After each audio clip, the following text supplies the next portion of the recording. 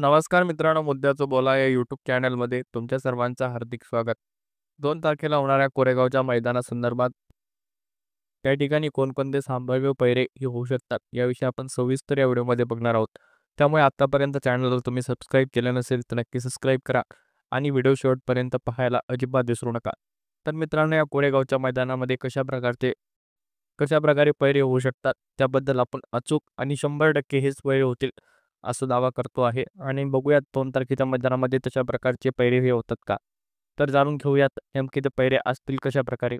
तर मित्रांनो, अभिजित भैया पवार यांचा सर्जा आणि यासोबत असेल 22-11 पिस्टन. त्याचबरोबर स्वराज्य यांचा कॉकटेल आणि वादळ नावाचा बैल हा सोबत असेल. त्यानंतर मथुर 1001 सोबत चिमण्या नावाचा बैल जो की छत्रपती संभाजीनगरमधला आहे तो आपल्याला पळताना दिसेल. त्याचबरोबर विठ्ठलानंद जो काही तेज आहे त्याच्यासोबत आपल्याला टॉपचा बैल बोंगा हा पळताना दिसणार आहे आणि ही खात्रीशीर माहिती आहे.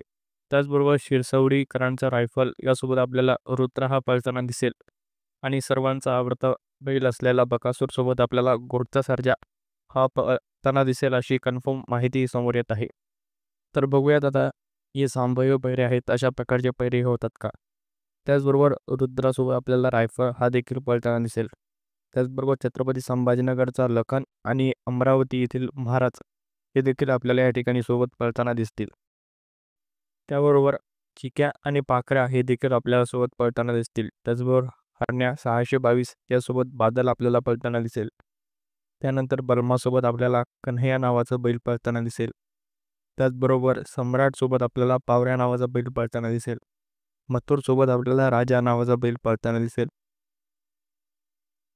आणि सर्जा आणि लखनसोबत आपल्याला लक्ष्या 40 हा बैल पळताना दिसेल अशी खात्रीशीर माहिती आहे. तर बघूयात आता नेमकं काय होतं आणि या संभाव्य पैऱ्याविषयी आपल्याला काही अधिक माहिती असेल तर आम्हाला तुम्ही कमेंट बॉक्समध्ये नक्की सांगा.